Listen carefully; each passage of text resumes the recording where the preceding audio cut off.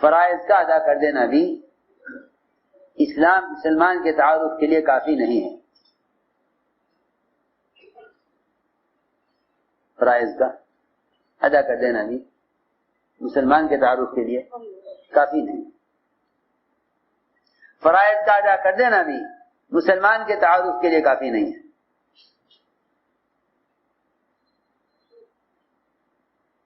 فرائض کا ادا کر دینا بھی مسلمان کے تعارف کے لیے کافی نہیں، کیونکہ فرائض تو اسلام میں داخلے کی شرائط ہیں.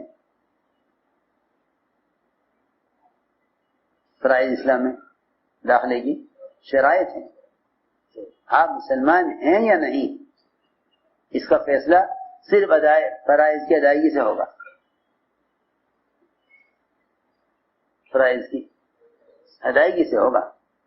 اگر آپ فرائض ادا کر رہے ہیں تو آپ اسلام کے دائرے میں داخل ہیں. اگر فرائض پر عمل نہیں کرتے ہیں اور فرائض کو قبول نہیں کرتے تو آپ دائرے اسلام میں داخل نہیں ہیں. پکی بات ہے. جیسے کسی ملک میں داخلے کا ویزا ہوتا ہے نا، ایسے اسلام میں داخلے کیا، اسلام میں داخلے کی شرائط ہیں. آپ ویزے کا بغیر اس ملک میں داخل نہیں ہو سکتے. دار کفر دار اسلام میں داخل ہوں گے تو ان فرائض کو ادا کرنے کی شرط پر داخل ہوں گے. عجیب بات ہے، جن فرائض کے ادا کرنے کو مسلمان سارا اسلام سمجھ بیٹھا وہ صرف اسلام میں داخل ہونے کی شرائط ہیں. اسلام میں داخل ہونے کی شرائط ہیں.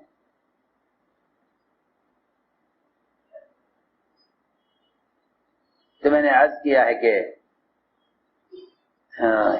ایمان تو اتباع سنت میں ظاہر ہوگا. ایمان اتباع سنت میں ظاہر ہوگا. سر سے لے کر پیر تک یہ دیکھا جائے گا کہ یہ سنت کے کتنے پابند ہیں. اتباع سنت سے اسلام ظاہر ہوگا، ورنہ صرف فرائض کے ادا کرنے سے مسلمان کا تعارف ہو نہیں سکتا. آپ کسی کو نماز پڑھتے ہوئے دیکھ لیں تب تو آپ اس کو سلام کر لیں گے، تو آپ اس کو سلام کر لیں گے. اور اگر وہ نماز پڑھتے ہوئے آپ نے ان کو نہیں دیکھا،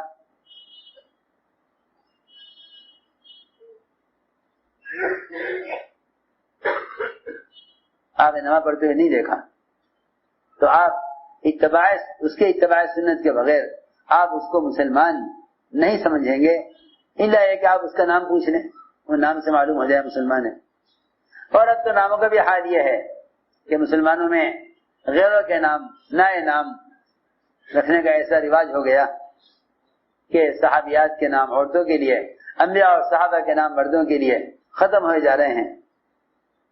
لوگ نئے نئے نام رکھتے ہیں، لوگ نئے نئے نام رکھتے ہیں. اب مشکل یہ آ گئی کہ نام سے بھی اندازہ نہیں ہوتا کہ یہ آدمی مسلمان ہے یا نہیں. حالانکہ کافر اور مسلمان میں فرق کرنے کے لیے سب سے بنیادی چیز نام تھا. ان کا نام مسلمان نام رکھا جائے تاکہ نام سے معلوم ہو جائے کہ مسلمان ہے.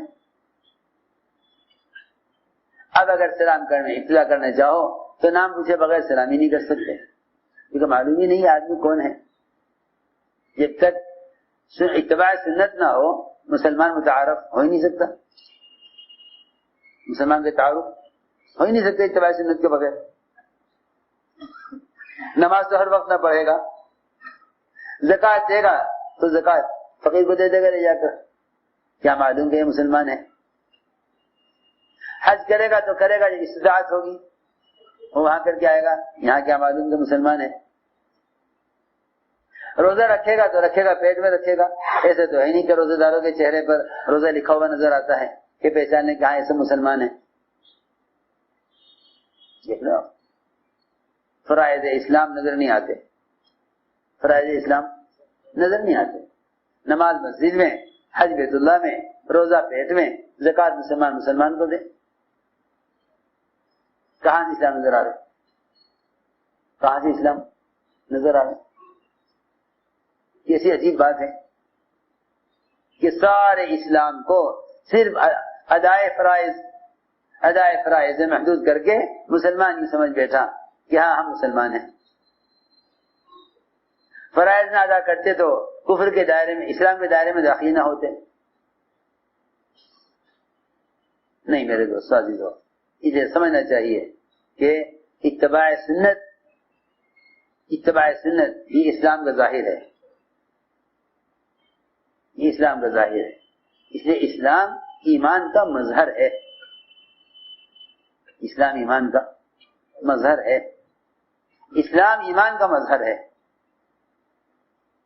کہ ایمان اگر ظاہر ہوگا تو اسلام کی شکل میں، اتباع سنت کی شکل میں ظاہر ہوگا. اگر دل میں ہوگا، اگر دل میں ایمان ہوگا تو ظاہر ہوگا. یہی وجہ ہے کہ حضور اکرم صلی اللہ علیہ وسلم کے یہاں جب ایک جماعت آئی 7 آدمیوں کی، تو آپ صلی اللہ علیہ وسلم ان کے ظاہر کو دیکھ کر ہی سمجھ گئے کہ ایمان والے ہیں. ان کے ظاہر کو دیکھ کر سمجھ گئے کہ ایمان والے ہیں. روایت میں ہے، عجیب حدیث ہے. حضرت صحابہ میں ایمان کی حقیقت اور اس کا کمال، اس میں یہ ایمانی صفات بیان جمع کی ہیں. حضرت صحابہ میں ایمان کی حقیقت اور اس کا کمال. آپ نے دیکھا انہیں سر سے لے کر پیر تک. اس کہتی ہے جماعت کہ ہمارے حلیے کو دیکھ کر آپ سمجھ گئے یہ ایمان والے ہیں. اصل بات یہی ہے، لوگ لباس کو کوئی اہمیت نہیں دیتے. وہ کہتے ہیں لباس تو بدن چھپانے کے لیے ہے، جل جاتے ہیں. ارے سنو تو صحیح، لباس تو بدن کو چھپانے کے لیے ہے. ارے کیا بات ہوئی، یہ کیا بات ہوئی؟ لباس تو ساری قومیں چھپاتی ہیں، بدن تو ساری قومیں چھپاتی ہیں. بدن تو ساری قومیں چھپاتی ہیں، الا یہ کہ بعض جانور بھی ہیں جو ننگے پھرتے ہیں، ورنہ تو ہر قوم میں لباس کے چھپانے کا معمول ہے. اگر یہ کہہ دیا جائے کہ بدن کا چھپانا اصل ہے، لباس اصل نہیں ہے، تو سب سے پہلے ان کا لباس سنت سے ہٹیں گے. حالانکہ لباس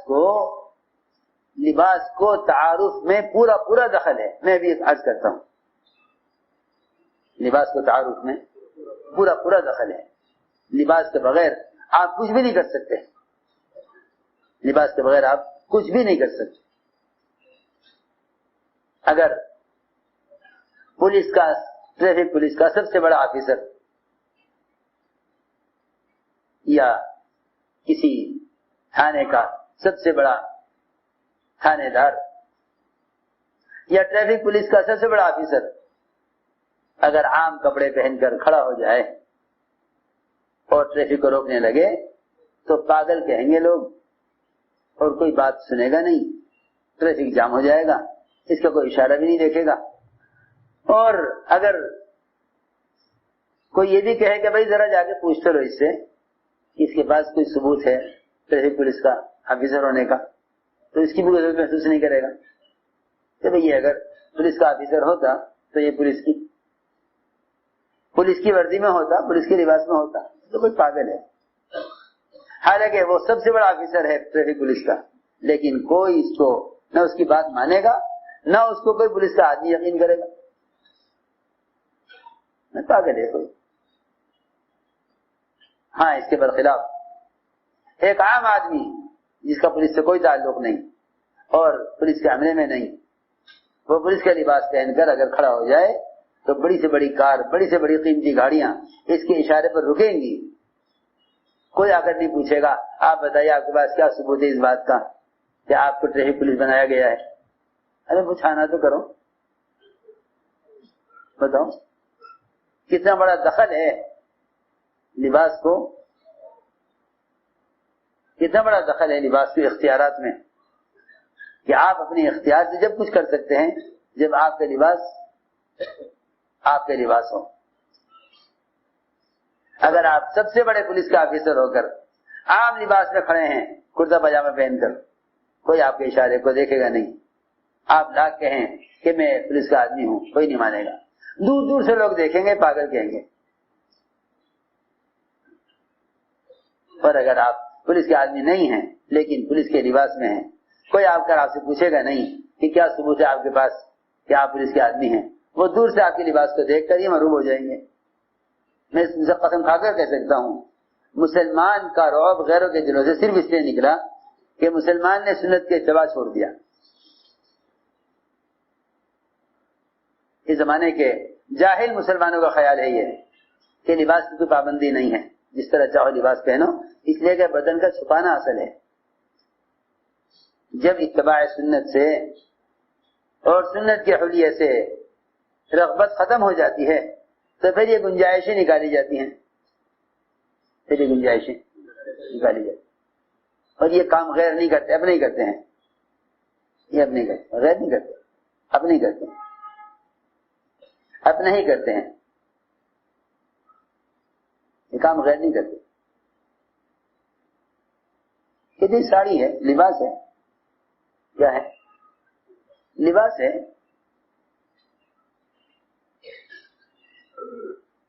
اوہو، لے کے ازواج مطہرات سے اور صحابہ کرام سے حضور اکرم صلی اللہ علیہ وسلم تک ایک مکمل معاشرہ امت کو دیا گیا ہے اور اس کو ان کو پابند بنایا گیا ہے.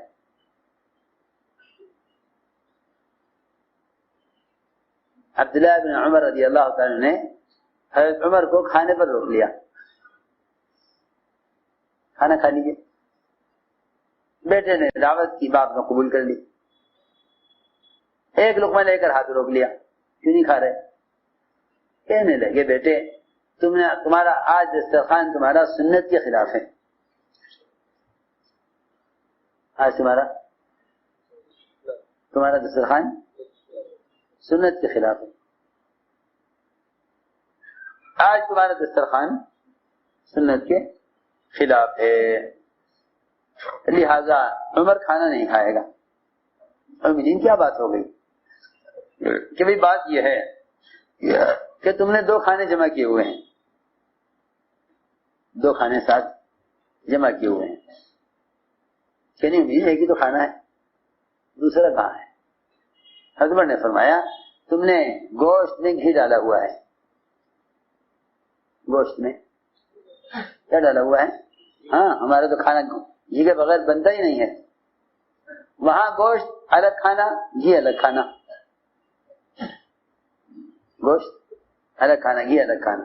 فرمایا نہیں، عمر تو کھانا نہیں کھائے گا کیونکہ آج تمہارا دسترخوان خلاف سنت ہے. گھی مستقل سالن ہے کیونکہ حضور اکرم صلی اللہ علیہ وسلم کو محبوب کھانا تھا کہ آپ روٹی پر گھی لگا کر اس پر کالی مرچ چھڑک کر کھایا کرتے تھے. یہ آپ کا سب سے محبوب کھانا تھا.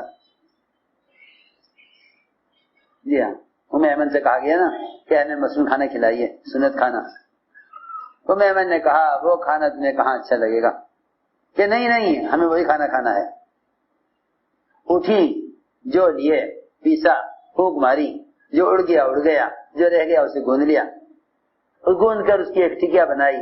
اس ٹکیا پر انہوں نے گھی لگایا اور اس پر کالی مرچ چھڑک کر ان کو دے دی کہ لو دیکھو یہ کھانا حضور اکرم صلی اللہ علیہ وسلم کو سب سے زیادہ محبوب تھا. یہ کھانا آپ کو سب سے زیادہ محبوب تھا. آج اگر کوئی یہ کہہ دے کہ مجھے یہ پسند نہیں تو وہ براہ راست محمد صلی اللہ علیہ وسلم کے کیے ہوئے عمل کا انکار اور اس کو ناپسند کر رہا ہے. سمجھتے تھے کہ تم گدھے کی سواری کو ہلکا مت سمجھو. ذلیل سمجھنا تو گدھے بیٹھنے والے کو بہت ہی دور کی بات ہے. اگر گدھے کی سواری کو ہلکا بھی سمجھا کار کے مقابلے میں تو دل میں ایمان نہ ہوگا. دل میں ایمان نہ ہوگا. اگر گدھے کی سواری کو کار کے مقابلے میں کم عزت کا اور کار کی سواری کو گدھے کے مقابلے میں زیادہ عزت کا سمجھا تو دل میں ایمان نہ ہوگا. دل میں ایمان نہ ہوگا. اس لیے کہ ایمان اتباع سنت کا نام ہے، ایمان اتباع سنت کا نام ہے۔ ہم سمجھتے تھے اگر گدھے پر بیٹھ کر فخر زیادہ کرتا ہے بنسبت کار کے، اگر گدھے پر بیٹھ کر فخر زیادہ کرتا ہے بنسبت کار کے تو دل میں ایمان ہے، اور اگر کار میں بیٹھ کر فخر زیادہ کرتا ہے گدھے کے مقابلے میں تو دل میں ایمان نہیں ہے، کیونکہ گدھا براہ راست سنت سواری ہے، کار سنت سواری نہیں ہے۔ استعمال کرنا کرے، لیکن گدھے کی سواری کو ہلکا سمجھنا کار کے مقابلے میں۔ اس زمانے میں تو گدھے پر بٹھایا جاتا ہے ذلت کے لیے، اللہ اکبر۔ کہاں اتنی عزت کی سواری کہ محمد صلی اللہ علیہ وسلم نے گدھے پر سواری کی ہے، کہاں یہ عزت سے بیٹھتا اس پر؟ اس زمانے میں گدھے کی سواری بطور ذلت کے اور بطور سزا کے استعمال کرائی جاتی ہے، بطور سزا کے استعمال کرائی جاتی ہے کہ بھئی ان کو گدھے پر بٹھا کر گھما دو تاکہ سارے محلے میں یہ ذلیل ہوں۔ حالانکہ کتنی عزت کی بات ہے، جسے بٹھایا جائے نا گدھے پر، محلے میں چکر لگوایا جائے، وہ کہتا پھر دیکھو میری عزت، میں اللہ کے نبی کی سواری پر سوار ہوں۔ ہو سکتا ہے؟ کیونکہ میں نے عرض کیا کہ اس زمانے میں اصل میں وہ تو بات یہ ہے کہ جس زمانے میں جو چیزیں غیروں کے پاس عزت کی ہوتی ہیں نا، مسلمان ان کو بھی اپنے لیے عزت کی سمجھ لیتا ہے، اس لیے سنتیں ختم ہو رہی ہیں۔